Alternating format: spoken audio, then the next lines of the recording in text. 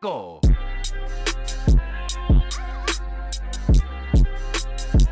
Well, happy Halloween, y'all. Well, actually, it's not really gonna be Halloween when I upload this video, but right now it's Halloween, so happy Halloween, y'all. In honor of today's festivities, I've decided to do something really, really scary. I'm going to read a fan fiction that I wrote senior year of high school, which at this point has now been about 12 years. It's a Twilight fan fiction, by the way, so I decided it would be a fun break from the usual, even though I haven't really done a Southern Nights video in like 2 weeks. I've been working on my gaming channel, so check that out.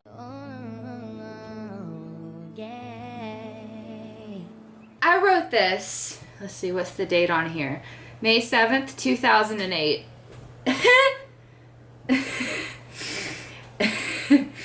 So let's get into this. It's called Don't Make Me Wait. Y'all are more than welcome to look this up. I'll link it down below, but my handle on fanfiction.net, I only have one story, it's this one, but my name on here is Southern Belle WCG, because you know, I'm original. It was early on a Sunday morning. The sun shone through the curtains, illuminating the room in a mystical fashion. It was a rare event to see the sun this bright, living in Forks. It made me especially happy about the day ahead. I was lying in his bed, tangled in the sheets with the pillow to the left of my face. I just opened my eyes so everything still looked a little blurry. To the right of me lay Edward. His eyes were fixated on me. As my eyes adjusted to the room and the light, I smiled and chuckled to myself. His skin was sparkling in the sunlight. It is so unfair to be so beautiful. He was mine though, all mine. And I felt blessed to be in his presence. Good morning, sunshine, he murmured. Hey, I breathed. I realized that my breath must be incredibly disgusting. Damn morning breath. I need to go brush my teeth, I said in a slightly raspy voice. I have an extra toothbrush in my bathroom, he said. I got up from the bed and quickly walked to the bathroom. I closed the door and looked at myself in the mirror. My messy hair was evident of bedhead and my face was sticky from night sweat. Ugh, I looked like a demented Barbie doll. I washed my face, brushed my teeth, and fixed my hair into a ponytail. I turned off the light and walked back into Edward's bedroom. He was still on the bed. He watched me as I climbed back into the bed with him. Did you sleep well last night, love? He asked. Pretty well. Actually, I don't think I woke up once. No, you sure didn't. So creepy. I would have known. You did talk a little bit, though, he chuckled. I looked down and blushed. What did I say exactly? Something about Charlie and the wedding plans, he trailed off. Oh my God, the engagement! I almost forgot, I cried, embarrassed. He rolled his eyes and wrapped his arms around my waist to pull me closer to him. Izzy, stop, you're making a lot of noise. My kitty's playing in a box across the floor. I'm sorry if that's distracting, but it's keeping her from attacking my legs, so I'm just gonna let it happen. Just ignore her, please. Where was I? You interrupted me. He rolled his eyes and wrapped his arms around my waist to pull me closer to him. My heart jumped. He breathed in deeply and glided his nose across my collarbone. I let out a gasp and smiled to myself. I found it hard to breathe when he touched me. His nose continued to glide up to my jawline, to the corner of my lips. His lips met mine with a sense of urgency. It was a quick kiss, though, unfortunately. Our lips separated. He looked at me with those liquid topaz eyes. Would you like me to talk to Charlie today? I asked him hesitantly. I just get lipstick on my teeth. Only if you're ready, he said. I am. Sorry. That's my Bella impression. He won't hate you for this, Bella. Don't be worried, he assured me. I grabbed my engagement ring from the bedside table and put it on my ring finger. Well, duh. So specific. It fit perfectly. It looked spectacular in the sunlight. I took Edward's hand in mine and looked at him. I ran my free hand over his cheek. His eyes closed as my fingers lightly caressed his face. He turned his head into my hand and kissed my fingertips, then my palm. As he opened his eyes, they glittered in the light. Let's go! He smiled. Oh my god. Okay, boomer. We walked downstairs to find the rest of the Cullens sitting in the living room, all tending to separate matters, of course. As I figured they would be staying inside today, it would have been risky for them to be out on a day like this. Their secret might be exposed. Good morning, Edward boomed. Good morning, everyone, I chimed in. Alice jumped up and skipped to me in such a childish way, I would have sworn she was 10 if I did not know her. Weird. Let me see it, she said exuberantly. Fine. I held out my hand and twisted it in the light, letting the diamonds sparkling gleam like a certain vampire I knew.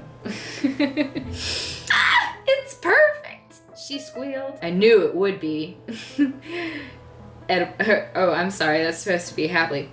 I knew it would be, Edward said happily. Esme and Rosalie were quickly at my side appraising the ring. Welcome to the family, dear, Esme cooed. I'm happy for you too, Rosalie said. I was surprised that Rosalie was being so kind. Out of all of the Cullens, I expected Rosalie to be the least excited. However, I appreciated her blessing. I knew it was going to be hard for her once I really became a member of the Cullen household. Wink.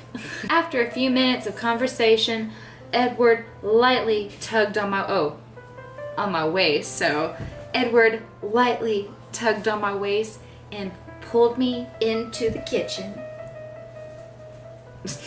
Are you hungry, sweetheart? Sort of. Do you actually have food here? Well, since Alice knew that she would be staying over, she went to the market and bought a few things. We walked over to the rarely used pantry and opened the doors. Inside was a box of Cheerios, a bag of bagels, a box of granola bars, 2 bananas, and an apple. Izzy. Really? My heart filled with joy as I imagined Alice in the supermarket trying to find food for me. I chuckled at my private joke and walked over towards Edward. I'm not too terribly hungry, so I think I'll just eat an apple for now. I reached into the pantry and grabbed the shiny red apple. I walked over to the sink to rinse it off. I turned on the water to a tepid temperature and began washing the apple. Suddenly, I felt those familiar marble-like arms wrap around my waist. Edward rested his chin on my shoulder. He lifted his hands off of my hips and began to help me wash the apple. I could not breathe. I could feel his body on my back, his stomach, his pelvis. I could feel his breath moving slowly in and out of his mouth as he tucked his chin into my neck. I tipped my head back slightly and closed my eyes. His hands were caressing mine as we held the free...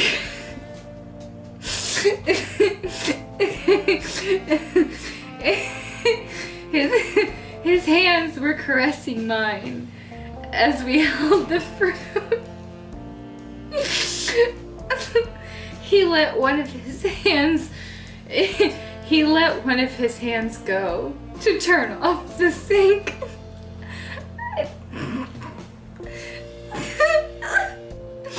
I think it's clean now.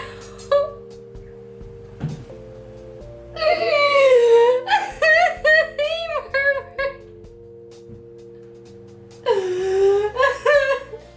murmured.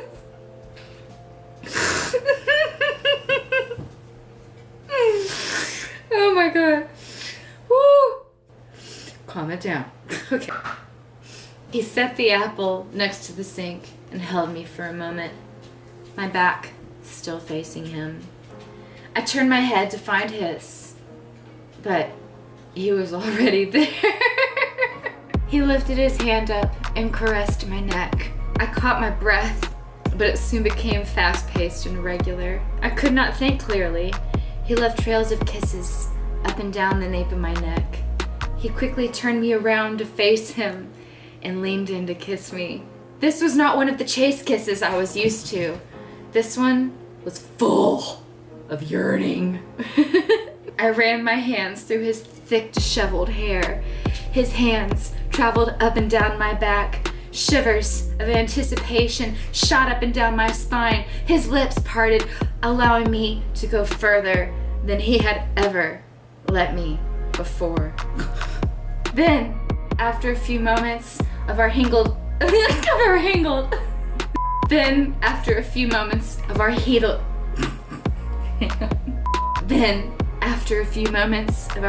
entanglement, he gently pulled me away. Then after a few moments of our heated entanglement, he gently pulled me away from him. Bad grammar there, Winston. Let's do something fun today, he grinned. But it's sunny outside. You can't risk it. That's so bad. But it's sunny outside. You can't risk it, I said sadly. Then let us go somewhere private. We shouldn't waste such a pretty day. I was thinking that it would be nice to go to the meadow. I could not help but smile as the butterflies rushed through my stomach. We had not been to the meadow together since that first day he took me there. Memories from that day were running through my head. That was the first time we kissed. The first time we professed our love for one another. I would love that, I whispered. He kissed me once more, this time with less force. I grabbed my apple and we quietly slipped out the kitchen door. I would need a snack for the road. Hey, boo-boo. Every witch has to have a kitty, right? Well, I got a few.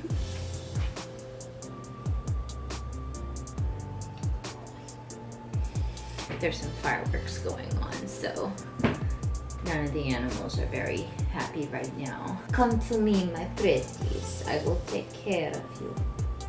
Alright, anyway. It was the perfect day to be outdoors. The sun shone down on Forks with a soft glow. The temperature was just right, 72 degrees, and there was absolutely no humidity. Edward sped down the highway as usual with the music on high volume.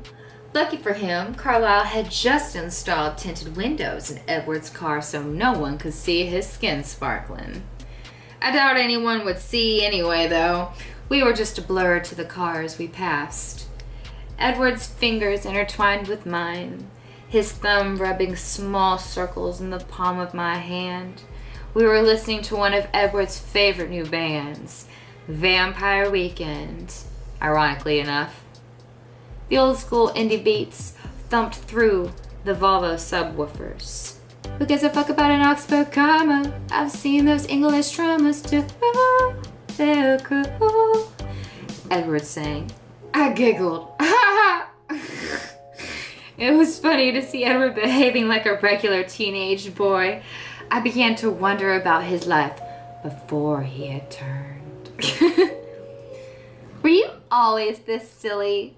I asked him. What do you mean? He chuckled. Before you turned, like, what were you like? What sort of things did you like to do? What kind of music did you like? Did you ever consider going on the Titanic? My questions were becoming sillier. I stopped myself before he could think I was a fool. Ha, what is this? 20 questions, love. I will answer in the order you asked. I do not remember much of my life before Carlisle saved me. However, I do remember some things, like, well, I've always been fond of playing the piano. I think I began playing at a fairly young age. I do recall enjoying baseball as a recreational activity growing up. That's all I can think of, really. Sorry. That's fine. I liked all sorts of music. I remember that. Music can tap into your memory and make you think of things you wouldn't imagine of remembering. I've always been fond of jazz and classical music. That was all I listened to back in the day. Maybe the occasional opera too. He laughed. The song ended and changed to the phrase, "Look after you." And no, I never considered traveling on the Titanic. Duh. He laughed even harder. I did know a fellow who was aboard, though, he chimed. Really? Who?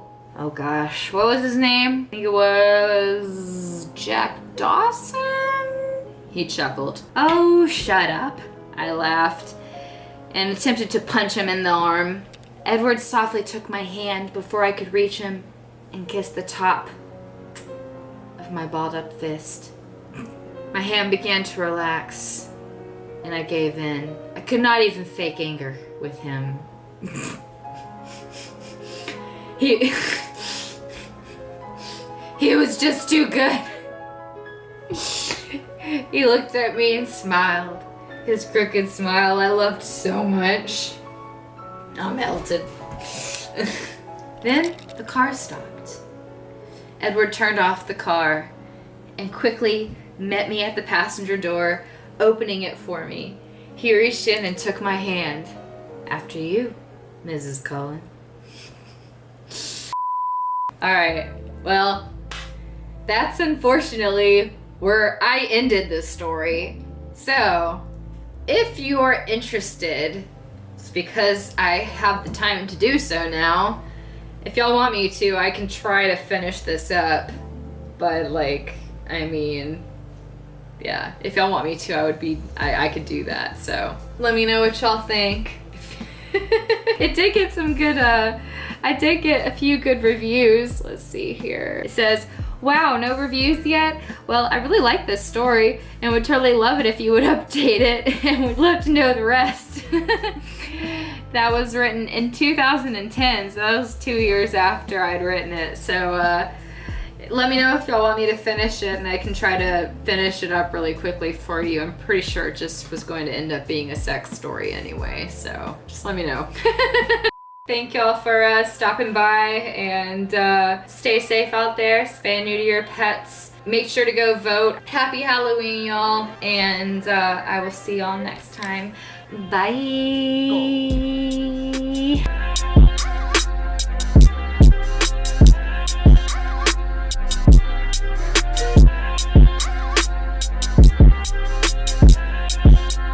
Yeah.